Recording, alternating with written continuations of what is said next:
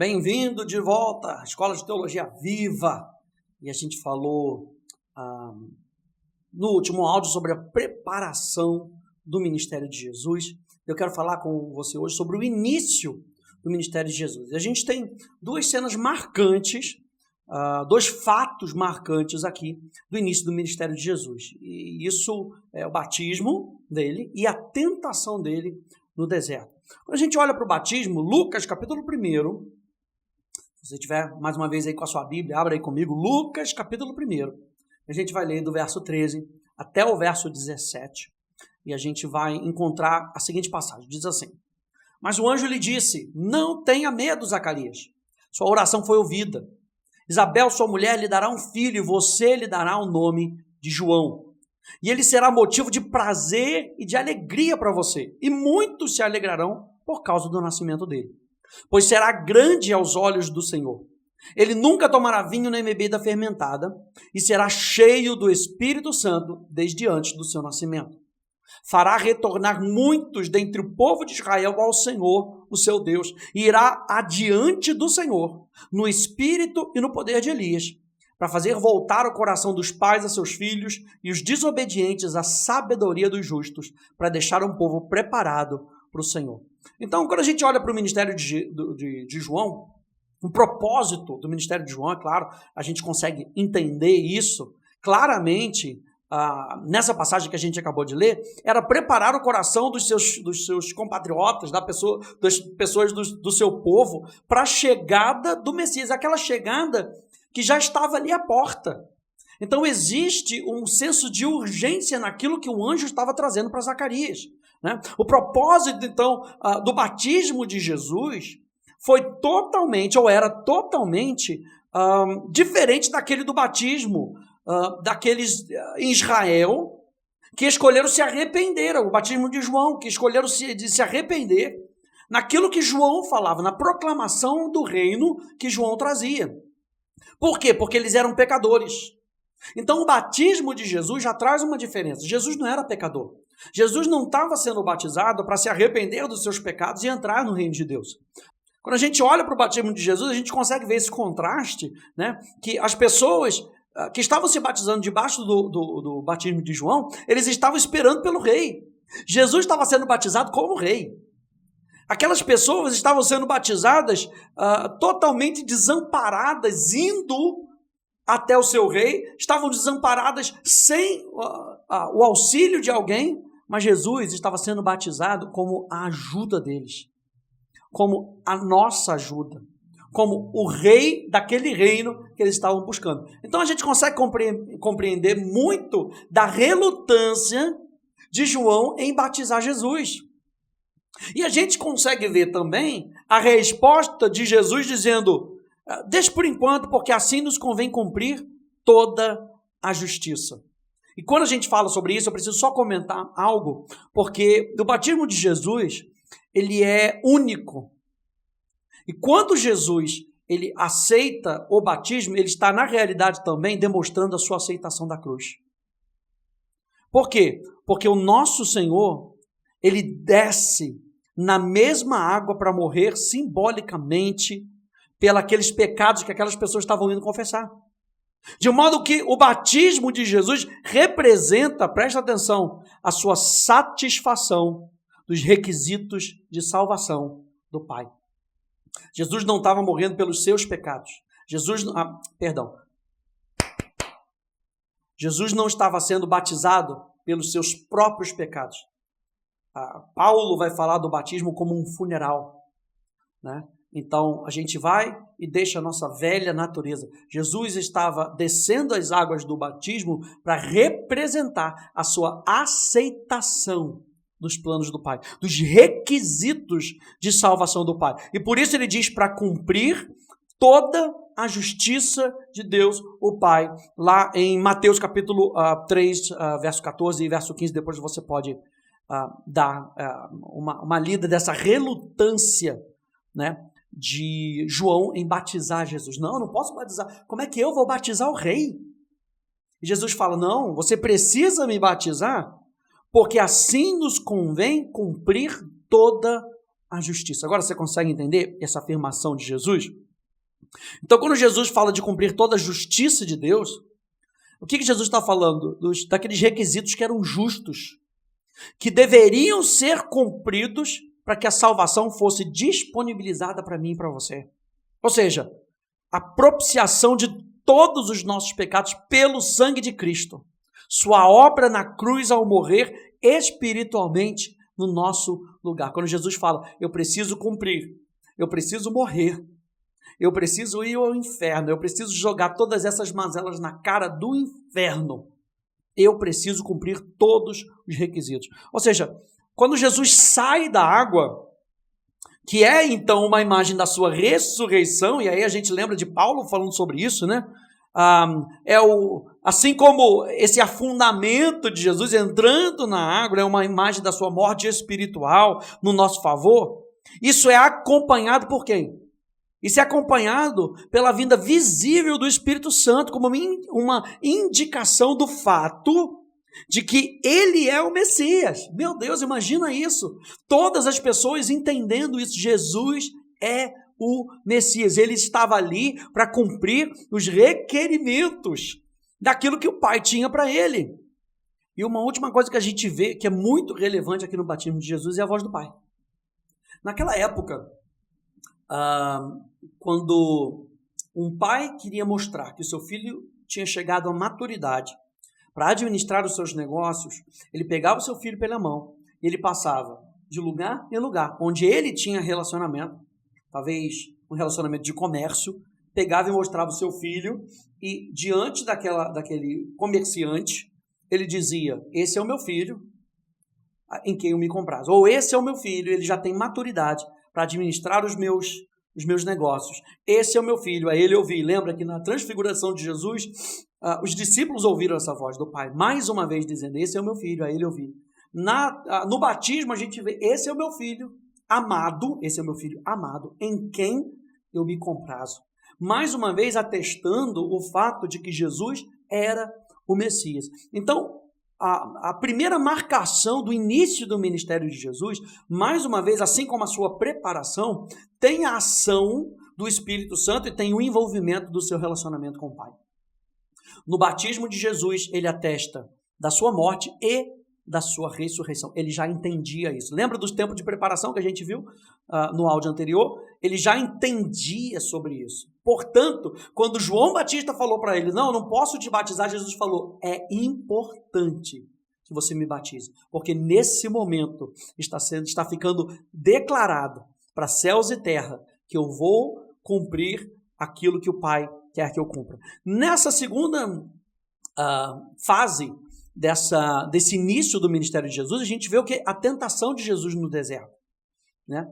A gente pode ler lá em Lucas capítulo 4, a tentação de Jesus no deserto é algo que é importantíssimo para o início do ministério de Jesus.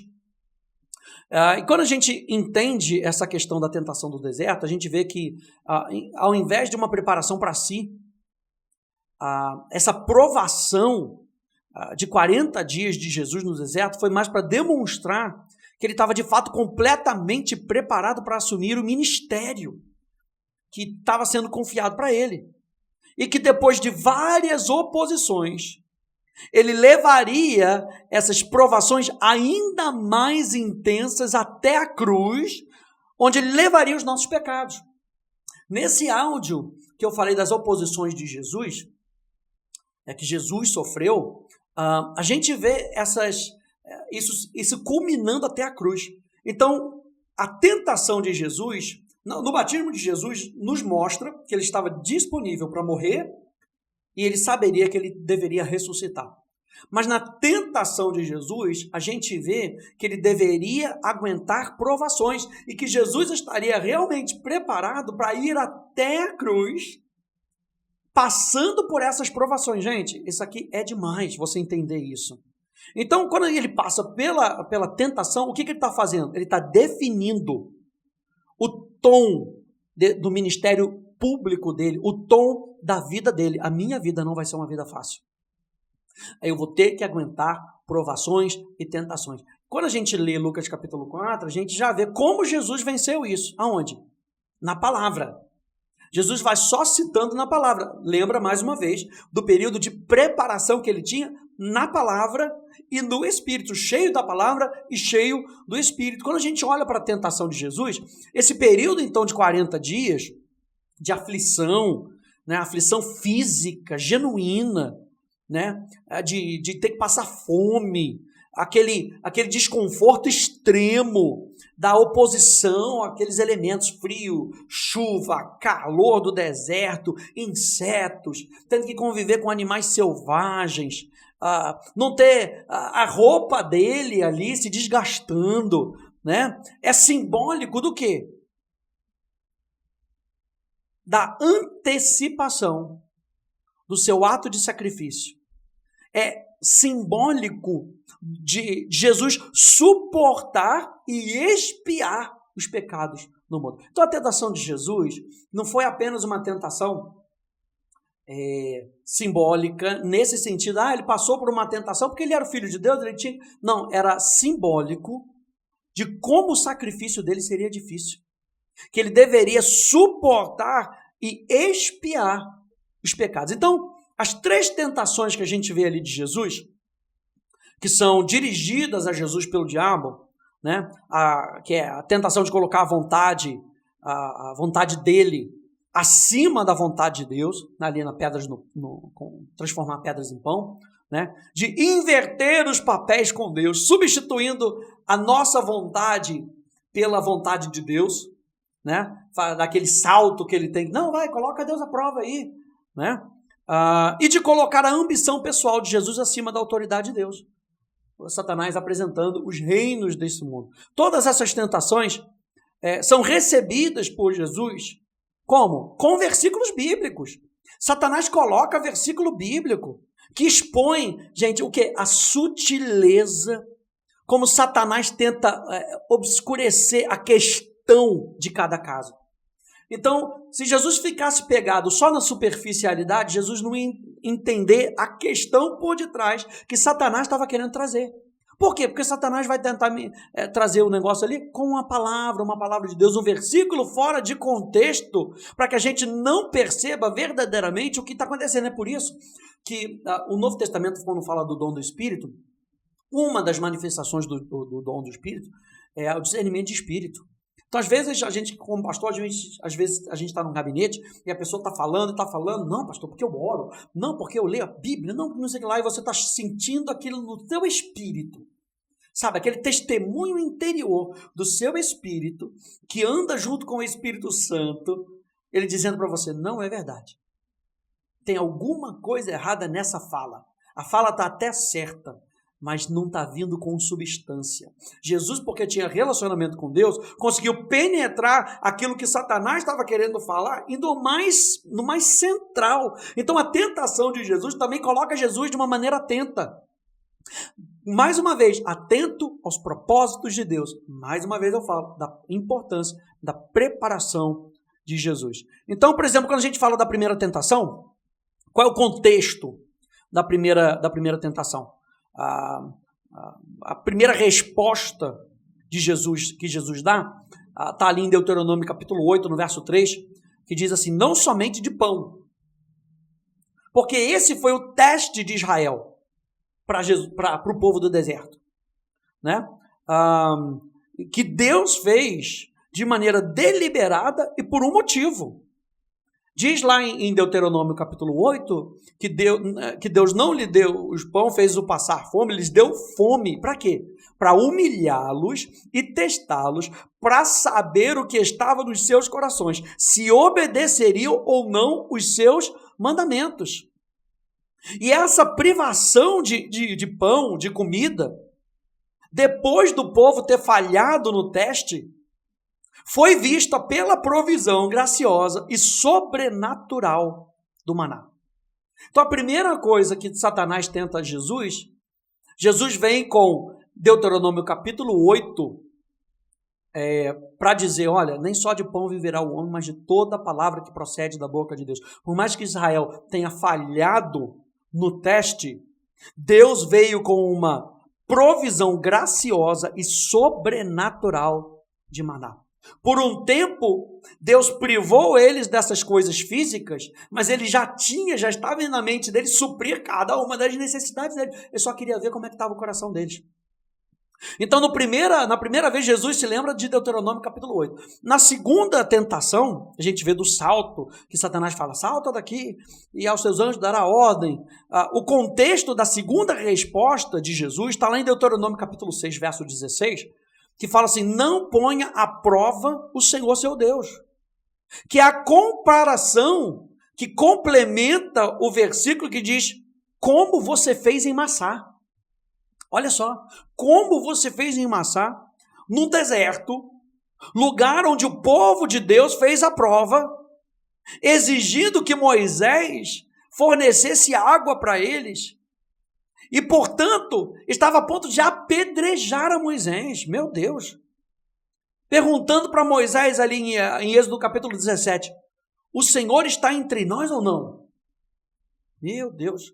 Assim, dessa mesma forma, a procura da água foi uma prova de Deus, invertendo os papéis com Deus. Você está entendendo isso? Quando o povo colocou Deus à prova, falando da água, Deus está com a gente ou não está com a gente, Ele tem que dar isso para a gente, Ele tem que fazer isso para a gente, Ele inverte os papéis. Por quê? Porque o que a palavra de Deus fala é que Deus nos testa. É que Deus testa o nosso coração, e não o contrário. E quando Satanás tira o versículo do contexto no Salmo 91, o verdadeiro contexto é que Jesus,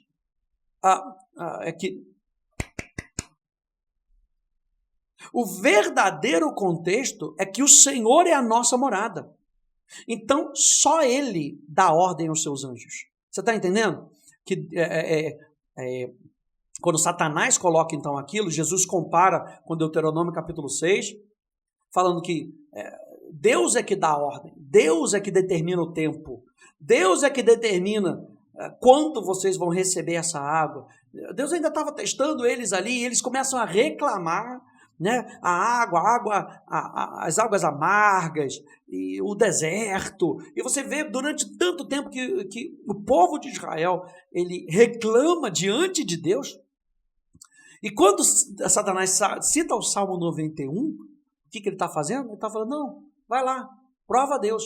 Porque por você se jogar, Deus vai ter que enviar os seus anjos. Ele vai ser obrigado a jogar os seus anjos. E aí Jesus vem com a resposta e dizendo, não tentarás ao Senhor seu Deus. Você não vai colocar o Senhor Deus à prova. Por quê? Porque eu vou ficar onde eu devo ficar. Eu vou esperar pacientemente aquilo que Ele me prometeu. Porque a promessa, o Salmo 91 é promessa. Ele dará ordem aos seus anjos para que te guardem. Mas você não vai fugir do tempo de Deus. É por isso que nós acreditamos, por exemplo, em cura.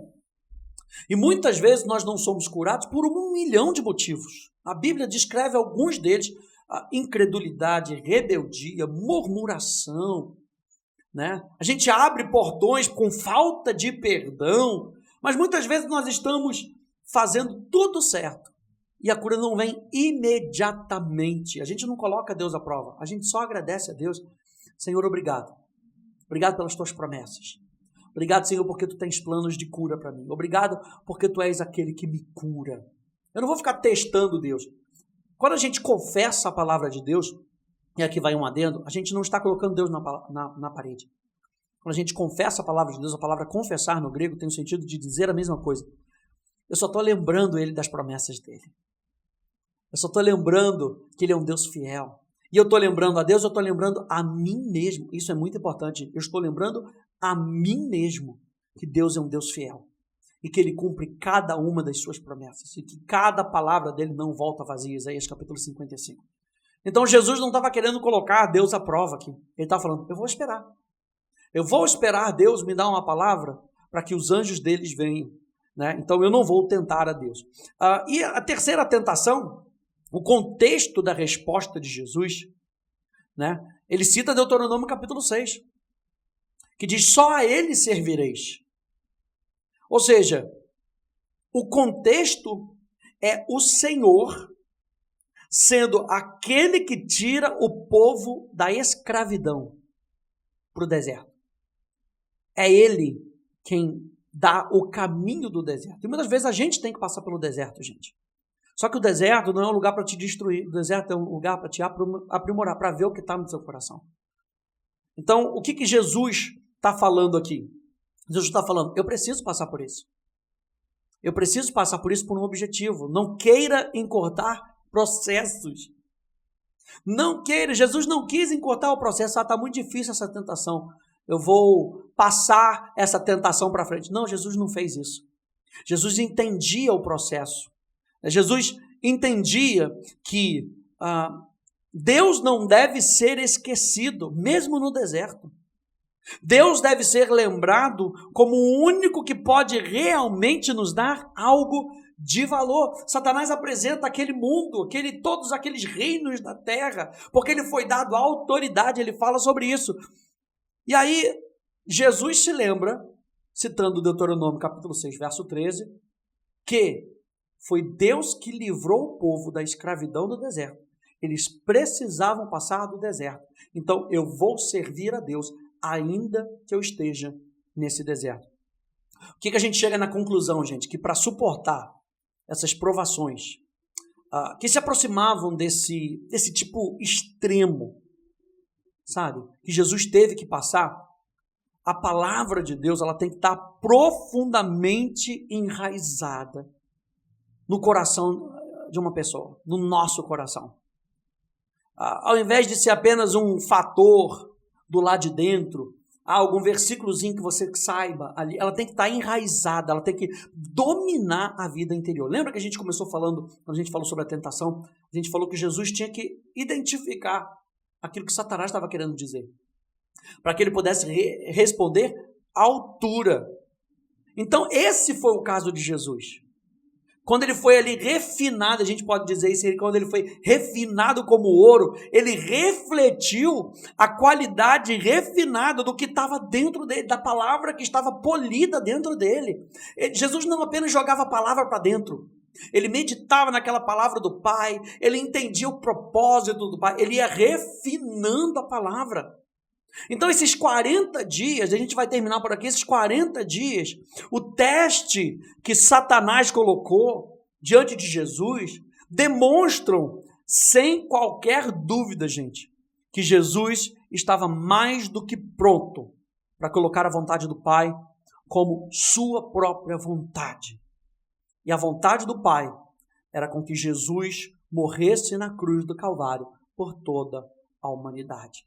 Então, esses dois fatores, esses dois momentos marcantes, o batismo de Jesus e a tentação de Jesus, apontam para a vontade do Pai, para aquilo que o Pai queria para Jesus, que era a morte de Jesus na cruz por toda a humanidade, levando sobre si os nossos pecados, as nossas dores, as nossas enfermidades, as nossas mazelas, as nossas maldições. Por isso, esses dois elementos são marcantes no início do ministério de Jesus.